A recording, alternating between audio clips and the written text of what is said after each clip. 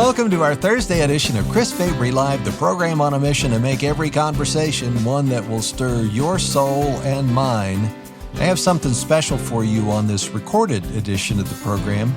Back at the end of October last year, we had a guest who said some things that really resonated so deeply with me that the conversation has kind of hung around my soul. And if you didn't hear it, you're going to do that today. And if you did hear it, like me, you might need a refresher. Our guest says the quality of your life is determined by, wait for it, the quality of the questions you ask God, yourself, and others. He believes there is an art to the questions we ask. So how do we move from good or mediocre questions to a great question? What makes a great question? If our guest is correct, the key to a deeper, more meaningful life isn't the answers we glean necessarily, but the questions we ask. Is that true? And what are the ramifications of that statement? And how might it change your life today as well as in the future? I really believe this could be a game changer, and I want to ask better questions here on the program in my personal life and then listen more. So I chose this as our conversation that you're going to hear straight ahead on the program with questions from the heart to the heart and for the heart. Since our conversation is recorded, we will not be taking your calls today, and you'll hear some dated information from October of last year. So please disregard that. We begin with a thank you, as we always do, to our great team members. Ryan McConaughey is doing all things technical. Tricia is our producer. Lisa is helping out. Josh is not going to be here today because we're not taking your phone calls. But we are taking your phone calls at the number for you to support us. And this month, as I mentioned a little earlier in the week, we have a gift for you that I think is going to pay dividends not only for your own life, but also those of your adult children if you have them. When those adult children pull away, you are left feeling what? Grief, confusion. You got a lot of unanswered questions. Why are you no longer talking to me? Has that happened in your family or somebody you know? There is real hope because Dr. Kathy Cook gives parents the biblical tools and practical strategies in a new book, Resolve Conflict and Find Peace and Hope with Adult Children. If you want to rebuild what has been lost, I encourage you to call today with a gift, 866-95-FABRY, 866-953-2279, or you can give online at chrisfabrylive.org, chrisfabrylive.org, and thank you for your support of the Radio Backyard Fence. We live in a world that has conditioned us toward answers. We've been taught to give the right answers, yet little attention has been given to teaching us how to ask the right questions. We don't have a shortage of information. We have a shortage of wisdom, curiosity, and wonder. Asking good questions is a lost art. What if our obsession with the right answers is blinding us to the power of better questions? What if we learned to ask the right questions at the right time for the right reason? So begins J.R. Briggs' book, The Art of Asking Better Questions, Pursuing Stronger Relationships, Healthier Leadership, and Deeper Faith. It's our featured resource at chrisfabrylive.org. J.R. is the founder of Kairos Partnerships, an organization committed to serving hungry leaders through coaching, consulting, and speaking. He serves on staff with the Ecclesia Network and Fresh Expressions, guest instructor at Friends University in the Masters of Spiritual Formation and Leadership program. He's written a number of books, The Sacred Overlap, Fail, Eldership, and the Mission of God. But today we're going to talk about the art of asking better questions. JR, welcome to the program. How you doing today? I'm doing great. Thanks for having me, Chris. It's good to be here. That wasn't a very good question to open. How you doing? It's kind of a surface level. I should have thought more about that, but I do. I'm glad that you're here. First question that I have for you is: when did you discover the power of questions? Yeah, there are several factors, but when I first discovered it was in my house, in my home. Growing up, my parents were great at asking questions, especially my father. And I watched him ask questions of my younger brother and me, and with neighbors and those at church and those that we'd see out in public. And I just began to see how he was having such fascinating conversations with other people. And so that was the first marker in my brain. But there were others along the way in my growing up years of just realizing the people that I looked up to, the people that were inspiring, that were fun to be around, that were life-giving, that cared about others, that made others feel well special, were those that were asking really good questions. On the flip side, I began to notice those who weren't all that fun or interesting to be around. They often lived very small lives, uninteresting lives. I began to say, they don't ask very many good questions. They're not intentional. They're not engaging in those. And I began to say, wow, there's a difference here. And the factor seems to be that those who live bigger lives, lives of purpose beyond themselves, inspiring lives, they were asking different questions. And even as I got older, began to force me to look at the questions that Jesus asked. And I began to do a deep dive of study on this to say, we study Jesus' miracles, we study his parables, we study his teachings, we study all sorts of things, but as Christians, we hardly ever study his questions. And yet he asked over 300 of them, and many of them led to life change and connection and participation deeper in the kingdom of God. And I began to go, I need to study this. So it was the confluence of these factors coming together that led me to an obsession with learning to ask better questions. That's really the section of the book that caused me to turn the key for me, because I've been asking that same thing. It's like in the life of Jesus, there are so many times in the Gospels where I will see him ask a question that feels like that's too obvious. The blind Bartimaeus comes to him and he's there and he's blind and has been blind for a long time and he's going to be blind. And Jesus says, "What do you want me to do for you?" It's like, duh. What do you think he's going to say, Jesus? But you make the point that Jesus is not just asking these questions to get information from somebody else. He's asking deeper questions. You read between the lines of his obvious, quote unquote, obvious questions, right? Absolutely. That's exactly right. So Jesus asking questions as a second member of the Trinity, there are many times he knows the answers to these questions. So why is he asking them? Well, there are several reasons. He does it as a way of teaching lessons to people. We participate in something when people ask us questions rather than giving us answers. There's honor and dignity, redemption and compassion. There's reframing and challenging different assumptions. It's a way of drawing people out people's deepest desires. What do you want me to do for you? What do you think, Jesus? Right? That's the snarky answer. But right. Jesus knew, but he needed Bartimaeus to know what Bartimaeus wanted. And that's the participation. Heather Holleman, who teaches at Penn State University, she said, the purpose of questions are twofold: clarity and engagement. Sometimes we need clarity in terms of information. What time is the game tonight? That's a fine question. We need that clarity.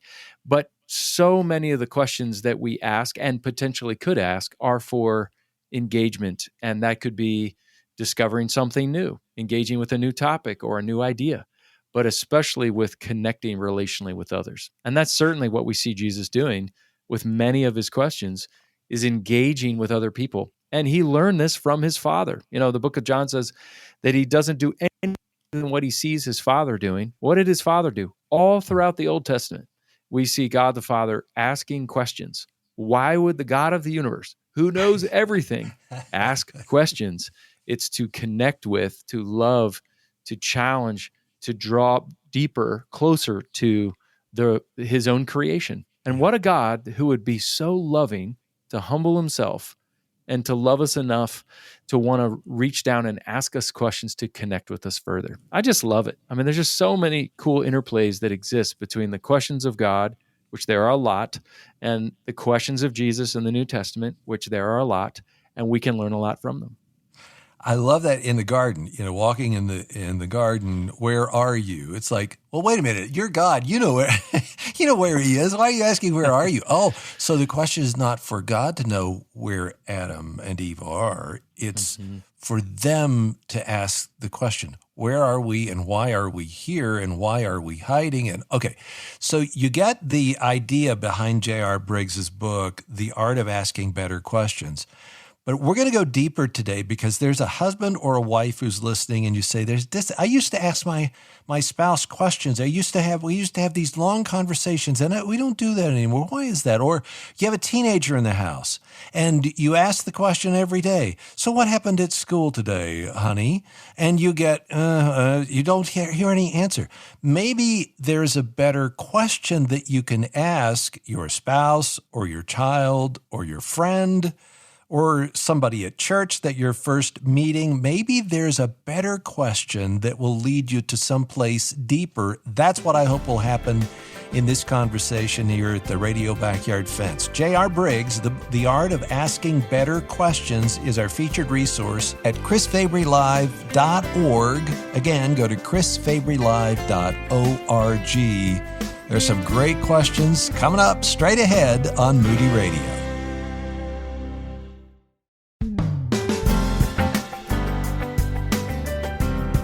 He is a professional question asker. J.R. Briggs is his name. His question is, what if the key to a deeper, more meaningful life lies in the questions you ask, the questions that you consider for others, also for yourself? The Art of Asking Better Questions is our featured resource today, chrisfabrylive.org. Okay, so your first answer to this, where'd you discover this power, was your dad, your parents. So is there a sense that somebody has to have the vision of this and it's caught rather than taught? It's a great question. I think I'd even back up a little bit further and say some people say, just tell me the tricks, just give me the tools. And I say, whoa. We've got to back up because this isn't 17 things, add water and stir, and you'll be able to ask questions brilliantly. You have to want it. And there has to be a genuine desire and a realization of the power of what questions can unlock. Questions, there's so much power. I mean, if any of your listeners are just thinking through, what are some questions that I've been asked that have changed my life? It could be, will you marry me? Jesus saying, do you want to follow me? Do you want to take this job? Do you want to move across the country? I mean, there are several questions we've been asked that have had a huge impact on our lives. Maybe it's a question that somebody asked in passing, but it just grabbed us by the throat metaphorically and just wouldn't let go. Or maybe we've asked questions of other people, which could be good or even bad or harmful, that have caused an impact on ourselves or other people. Once we realize the power of that, then we can begin to move forward. If somebody says, I want to be a great dad, but I didn't have a dad growing up, you can still learn. I really believe that more is caught than taught. But even if it wasn't taught well for you, maybe you didn't grow up in a home like I did where it was modeled well, you still can learn, but it's got to start with a deep desire that this is important. I'm going to put some intentionality and some effort into this because it's worth it. Then you can build on some of the skills. I asked that question on Facebook, and Laura answered, I had a doctor years ago that always asked, what do you do for fun? Life gets so busy and it's so easy to forget to have fun. I make it a priority now. So just that question from a doctor in a way helped frame her life, and however long ago that was, it's affecting her today. Absolutely. And I think if we all took some time to generate a list of the top 10 to 20 questions that have had the biggest impact on our lives, we might be surprised. Maybe it's from an aunt or a neighbor or a classmate or a teacher or a doctor. Because, the beautiful thing about questions, it forces us to think in new directions. Many people have probably heard the Harvard study of adult development. It began back in 1938, and it is the longest investigation into adult life ever conducted. And so over the decades, these researchers studied every major domain of life: mental health, physical health, work, relationships, how people aged. And after following thousands of people from their teens through their 80s and 90s, They examined the data all the way through in each of those decades to find out who would stay the healthiest and live the longest. They discovered something remarkable. The best predictor of who would live a happy, healthy life wasn't blood pressure, it wasn't cholesterol levels, it wasn't education levels, it was the quality of their connections with other people. The people who were more connected to others stayed healthier and were happier throughout their entire lifetimes. And it wasn't simply about just seeing more people each week. It was about having warmer, more meaningful connections. All that to say, quality trumped quantity in every measure that the Harvard study of adult development studied. And I just really believe, even though we're quote unquote well past the pandemic, there's still such a longing for connection for people to have, and the ubiquity of screens now. They're everywhere. But people long to connect. And one of the best ways, Chris, that we can connect with other people is when we ask thoughtful, intentional questions. Here's the simple, universal rule I found when it comes to questions. If we ask other people an unthoughtful, generic answer, we will often get an unthoughtful, generic question. We get an unthoughtful, generic answer. Like, what's up? How you doing? Fine. Yeah. But if we ask an intentional, engaging, thoughtful question, we often get, more often than not, a really thoughtful, engaging, specific answer. So it's ask and you shall receive. And that's a beautiful thing. It's as predictable as a communist election. You ask it specifically and intentionally, people will often answer specifically and intentionally. And so it's beautiful how that works out. But it's not just the question. And this is kind of implicit in your book.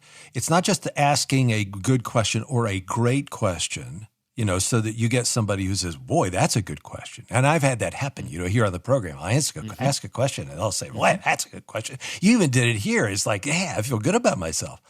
It's not just the question, though. It's you have to go the next step, and that is you need to listen and be engaged with their answer. You have to be focused in, not thinking about what next great question you're going to ask, but really listening to what they have to say. Because the point of this whole thing is not to ask a great question. The point of it is to make that connection. And how do you make a connection if you're not really listening?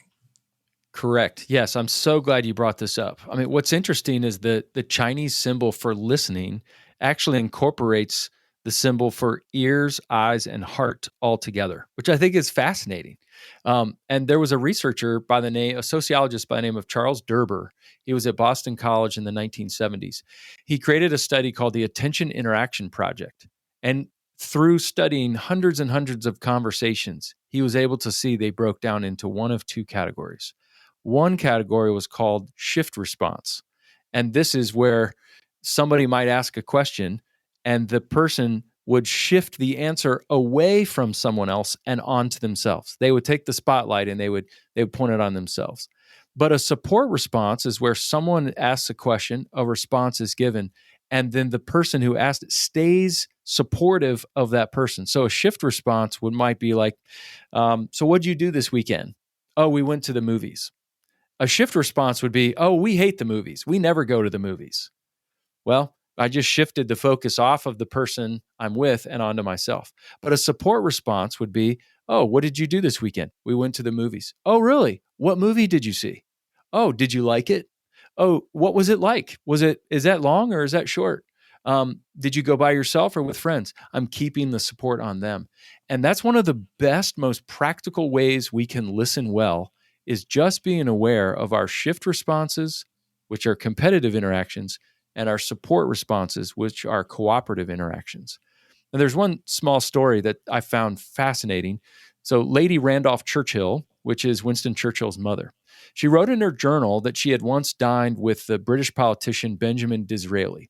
And then later, just a few weeks later, she had a chance to have dinner with Disraeli's political rival, William Gladstone. This is what she wrote in her diary. She said, when I left the dining room after sitting next to Gladstone, I thought he was the cleverest man in England. But when I sat next to Disraeli, I left feeling I was the cleverest woman in all of England.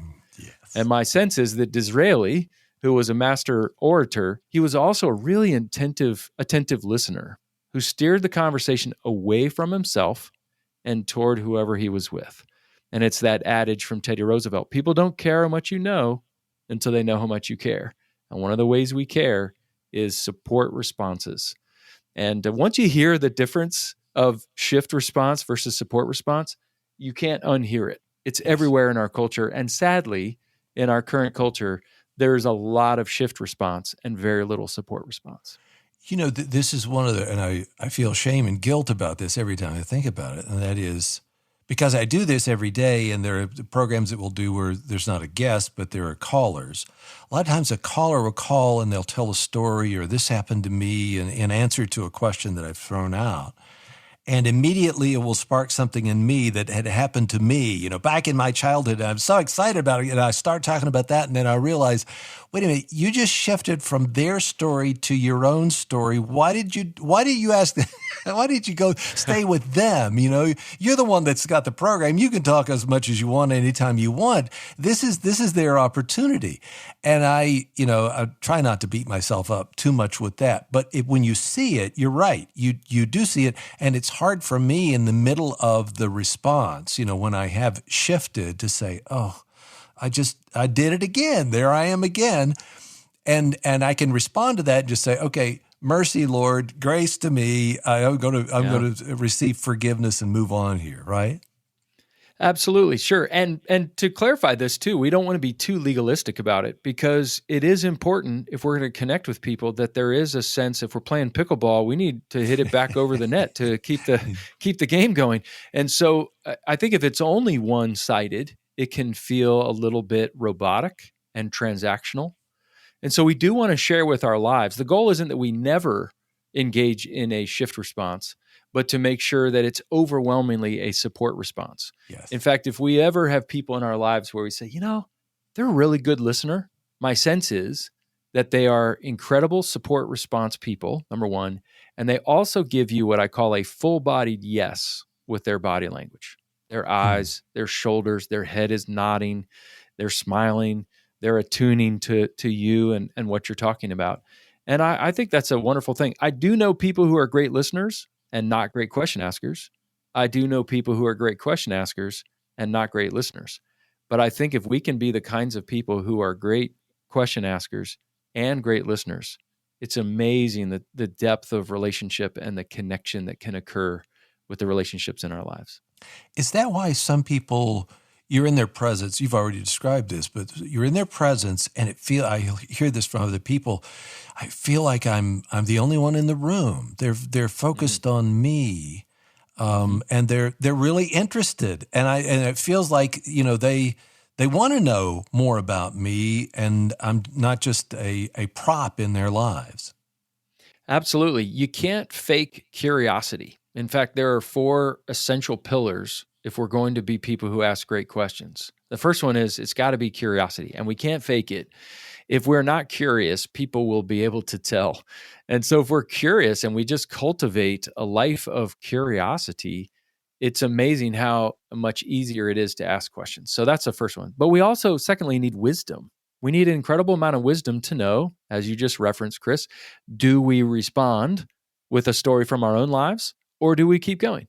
There are millions of questions we could ask, but to ask a great question is asking the right question at the right time to the right person with the right motive. And that requires some wisdom. So curiosity and wisdom.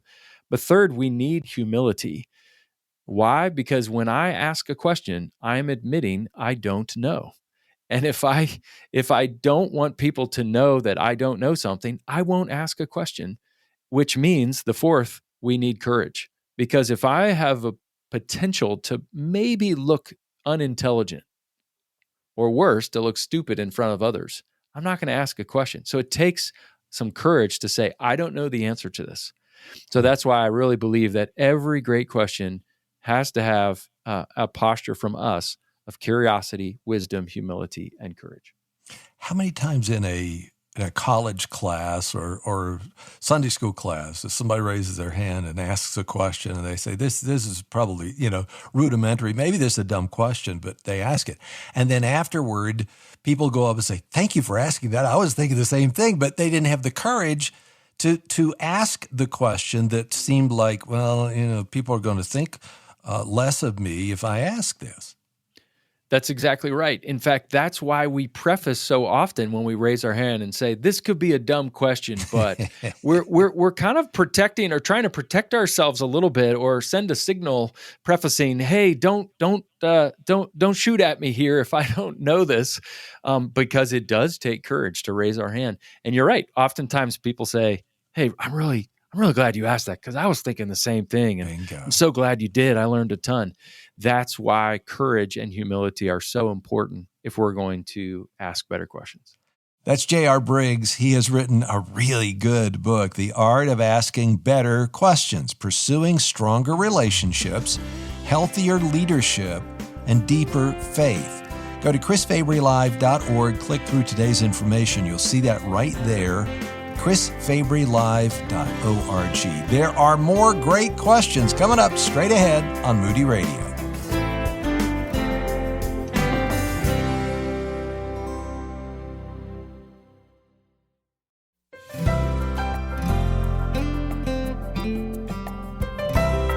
Thanks for joining us for today's conversation at the Radio Backyard Fence online, chrisfabrylive.org. And I want to encourage you today to reach out with your support of the program and maybe consider becoming a back fence partner. Now, what is a partner, Chris? Do you get a Stetson hat and cowboy boots? No, we don't. We don't send you that. But we do give you a kind of a behind-the-scenes look if you give a gift of any size each month. It could be $5 or $10 a month. It could be $30 or more, and you get 50% off everything at Moody Publishers. But whatever you want to give, we reward you and thank you by sending out a video every Thursday. Send one out today, thanking you for what's going on behind the scenes. We sometimes interview a guest that's on the program in the last week or so, or I take pictures of our dogs and our chickens, kind of pull back the curtain. If you want the encouragement from behind the scenes of the Radio Backyard Fence, give a gift today. Easiest way is to go to chrisfabrylive.org. Scroll down, you'll see how you can be a back fence partner right there. chrisfabrylive.org. We're talking with J.R. Briggs about the art of asking better questions, subtitled Pursuing Stronger Relationships, Healthier Leadership, and Deeper Faith. We talked earlier about the questions of Jesus, and Mark is on the line. Mark, tell me what's on your heart. Well, we live in a knowledge-worshiping culture, and therefore we find it difficult to hear anyone say that Jesus was not omniscient, and that's because we think we're insulting his deity if we say that. But I actually think that the Bible teaches that his personal omniscience was something he laid aside in the incarnation, and he became dependent on the Father for his omniscience. And so that's why he can acknowledge, I don't know when I'm coming back. Only the Father knows. And I think there are two other instances. One is when the woman with the 12-year issue of blood comes along, and he says, "Who touched me?" Who touched me? Yes. And I don't think he's asking that rhetorically to draw her out. I really think he wanted to know. And the other instance is the turning the water into wine at the wedding of Cana. His response to his mother Mary indicates that he didn't know he was going to do that miracle. He says, when she asks him to do something about it, he says, "Wait a minute, what business is that of ours? My time hasn't come yet." And then he ends up cooperating with her in a way that also honors his own wish to remain inconspicuous. And so I love it, Mark. I love it that you're going there. I love it that you're thinking that deeply, because there's a section of this book that talks about the engaging with Scripture and asking these questions. And the other one that then I would go to is Jesus as a child, as a boy, assuming that Joseph is teaching him, he's an apprentice in his father's carpentry shop. Did Jesus know exactly how to hammer a nail from the time he was an infant on up? Did he say to his dad, wait a minute, Dad, how do you carve this right there? Show me how to. I can't imagine that he wouldn't have gone through that learning process. So JR, jump in here. What do you say? Yeah, you certainly bring up a good point here. I do think of in Luke 2, I think it's Luke 2:52, where it says that Jesus grew in wisdom and in stature and in favor with God and man. So if we grow in wisdom, there's sometimes that, understanding that, of course, that he'd have to learn some knowledge, along the way in that. Others would argue that, no, Jesus was a member of the Trinity and therefore he would know everything. And your caller gave some good examples. I thought you were going to go to the road to Emmaus. I mean, what a fascinating story where Jesus asks some really interesting questions where he seems to play, I was going to say play dumb, but I'm going to use the term play naive, right? So they're walking along and they were kept from recognizing him.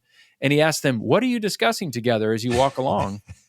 And their faces are downcast. And they said, don't you know? Everybody in Jerusalem knows what's going on. And he responds again by saying, what things? In other words, what are you talking about? And then later, after they explain everything, he says to them in a much more direct way, how foolish you are and how slow to believe all that the prophets have spoken. Did not the Messiah have to suffer these things and then enter his glory? So then he asks a question where it's rhetorical, right? Did not the Messiah have to suffer? Of course, the Messiah had to suffer is what he's trying to say. And so that's another one of those head scratchers where you say, wow, even the Son of God, it seems to be that he's playing naive here. And I think that there's a cheekiness and a mischievousness that we don't often give Jesus some credit for. So I actually am wondering if Jesus actually had a bit of a smirk or side smile and a little wink, wink, nod, nod in that conversation. And I wonder if he actually enjoyed being unrecognized in that portion of the walk to Emmaus. So we're not exactly sure. And again, your caller brings up a lot of good points here. But I think that Jesus was really asking questions for emphasis and for engagement with people. And, for example, when he asks in the temple, does anyone have a coin? And he says, and whose image is on this coin? Well, he knows, everybody else knows, but he's trying to make a point. It's Caesar's. And then he says, of course, give to Caesar's what is Caesar's, give to God what is God's. So he knows, but he's often giving some emphasis along the way. So there are so many of these interplays that Jesus is using along the way. Even the Apostle Paul, you see Paul using this throughout the book of Romans, right? Shall we sin so that grace may abound more and more? Of course not. And so like a good preacher, but also like a good legal analyst, he's offering a question and then the counterpoint. He's asking the question, then giving evidence of what he's talking about. So I think we see this throughout the scriptures of questions being used, again, not just for more information, but for other tools of connection, engagement, participation in the discussion. I've been doing this a long time, but I can count on one hand the amount of people who've ever made reference to a Monty Python sketch, and you just did it. Wink, wink, nod, nod, say no more, say no more. Mark, thank you for your question. There is on page 123, I'm going to page 123 in The Art of Asking Better Questions. You were at a pastor's conference in San Diego. There was a breakout session with other pastors, and the presenter asked a question that you said broke you open. Can you talk about that? Yeah, there was someone there, a room full of people, and we were just instructed to close our eyes. And the question was asked, when you think about Jesus looking at you, when you think about God looking at you, what is the look on his face? And that was just a fascinating exercise. And I think if we're honest, a lot of us think that look on his face is one of scorn, disappointment, sadness, maybe distance. But it was the smile of, and I was reminded in that time that God not only loves you, he likes you. And I think there are times, especially as professional Christians paid to love Jesus, which is often what pastors are seen as, to realize that, the gospel, the good news is actually available to us too. We aren't just dispensers of it or communicators or proclaimers of it. It actually relates to us too. And that Jesus doesn't love us because he has to theologically. He loves us because he wants to relationally. And that idea of Jesus not only loving me, but liking me was a really freeing thing for me in that point in my life and ministry. Yeah. I feel the same way, because I've often put it this way, that many people see God looking over the portals of heaven and shaking, with a furrowed brow, shaking his head, again. And I always think about Jesus and the disciples, with a face palm, and it's like, you guys are not getting this. How can you not get this? That's the way I feel. But juxtapose that to the father and the prodigal son story, who's waiting, who's looking down the road, waiting, just hoping, praying, waiting for just a little glimmer on the horizon there. And what if you saw God looking at you, smiling? What if you saw him, with this twinkle in his eye, with delight and wonder about you, rather than scorn or frustration or shame on you for having that thought, and that would transform your life. Yeah, and that's why it was so impactful for me. And Chris, it's interesting that you brought up the story of the prodigal son, because several years ago, it was a series of a few questions that actually changed how I saw that story. Because I had to ask, what does prodigal mean? We sort of use it in Christian circles as rebellious one, but a prodigal is a squanderer, a radical waster. And so then I began to say, who wasted more in this story? Was it the younger one that went out and spent everything, or was it the older one who was told, everything I have is already yours, and you're not even willing to embrace it? And we don't know exactly what the older brother does. It's the story ends, it's a cliffhanger. When he says, everything we have is yours, we had to throw a party. It doesn't tell us the response of the older brother. And I began to say, maybe it's the story of the prodigal sons, plural. Mm-hmm. And then I began to say, you know what? I think it is the story of the prodigal son. I just may be thinking of the wrong son. And so as I began to think about that, and then of course, prodigal son is not in there. That's sort of given later, right. That subject heading, that section heading.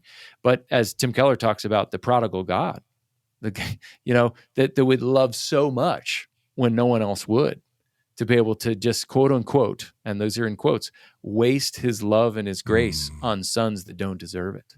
And it was through those questions that story began to open up for me in some new ways. And I began to see some layers of the gospel and the good news and the heart of Jesus, the heart of God our Father, in ways I had never seen before. And it all came about through questions. The Art of Asking Better Questions is written by J.R. Briggs. It's our featured resource. I have so many other questions. We'll take our final break. And when we come back, I'm going to let J.R. take over. And he's going to ask a few questions here at the end of the program. Let's see. Boy, this is making me nervous, but I'm going to have him do it. Go to the website, chrisfabrylive.org. Click through today's information. You can see more right there. chrisfabrylive.org.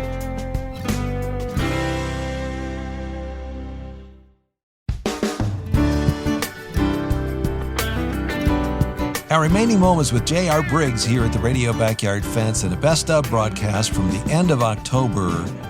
And this was probably the scariest part of the conversation that we had, maybe the scariest part of any program that we did all year long, because Krista, who works with the publisher InterVarsity, reached out to me and said, hey, J.R. says, if you would like, he'll turn the tables on you and he will ask the questions during the program. So at any point, if you want him to take over, go ahead and let him. And I had no idea what he was going to ask me, but I thought, you know what? Let's take a chance. because then he can model exactly what he is talking about, of asking better questions. So without further ado, I turn the tables.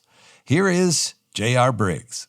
Yeah, great. And thanks for playing along here. I'm slapping down the reverse Uno card on the table, I guess. But yeah, no zingers. I'm just curious of getting to know you a little bit more, Chris, and for your listeners to get to know you. So I'm curious, what is a question that someone's asked you that's had a significant impact or had significant implications on your life? Is there one that comes to mind? I just had it happen the other day. When I went to my wife and there was something about I had a meeting and it was like, I want to do this. And she just said, okay, what is it that you want? And I hadn't thought about that, with what was the outcome of the meeting? What is it that you really want? What are you asking for here? And it made me stop and think, yeah, I really hadn't thought that through. So just the question made me look deeper and caused me to go into the meeting with a little different idea. Yeah, I love that. That's great. Is there a question that people don't ask you, Chris, but you wish they did, or you wish they asked you more often?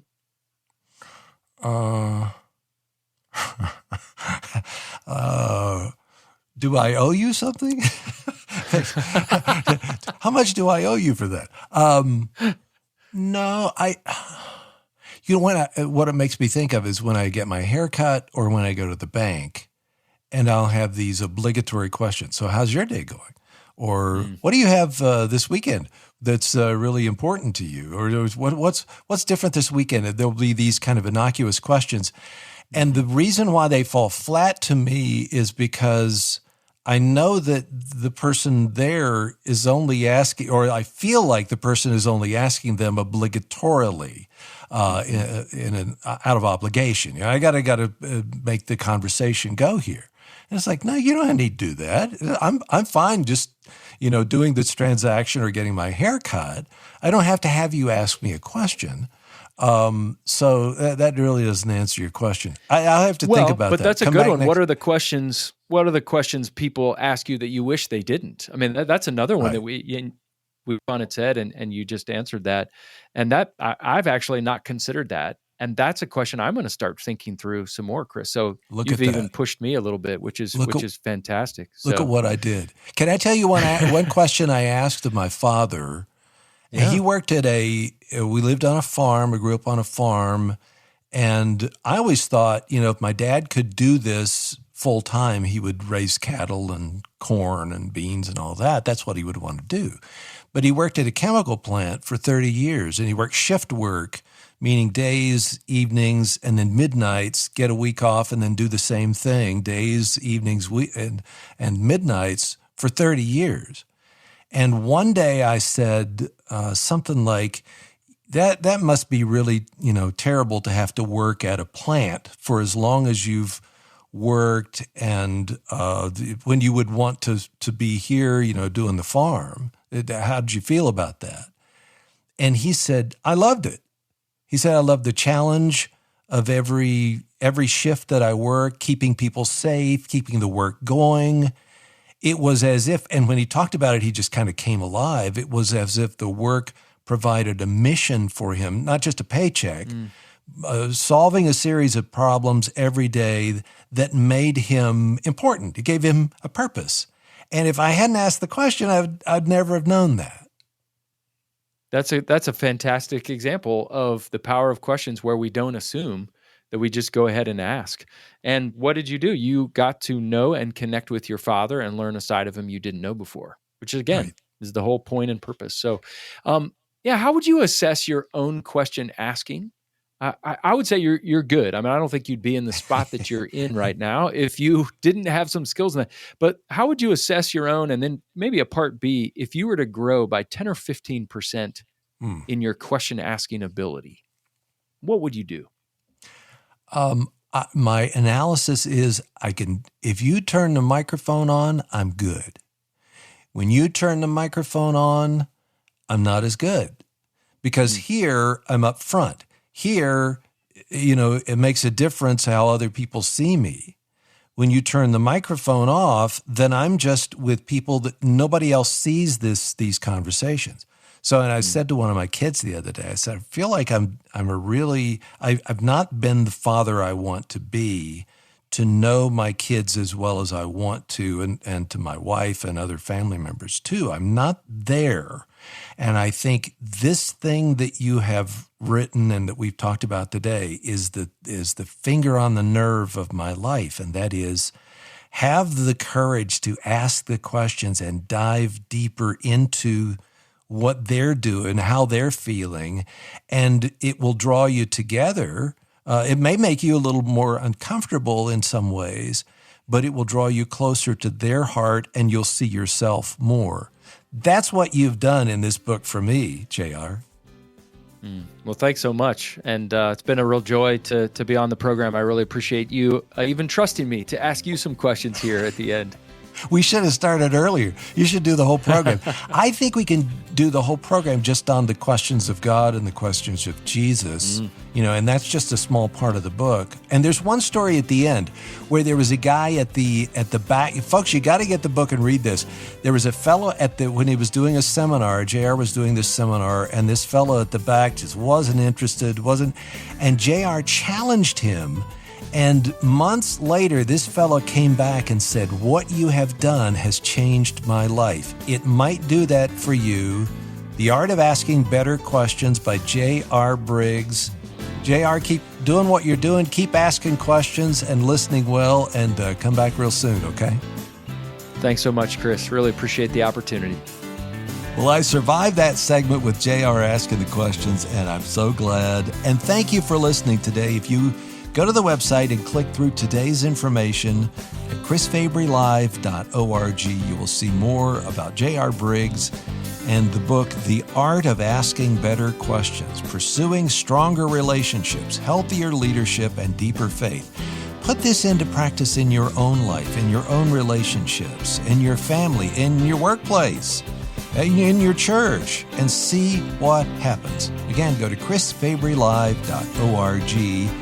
Chris Fabry Live is a production of Moody Radio, a ministry of Moody Bible Institute. Thanks a lot for listening.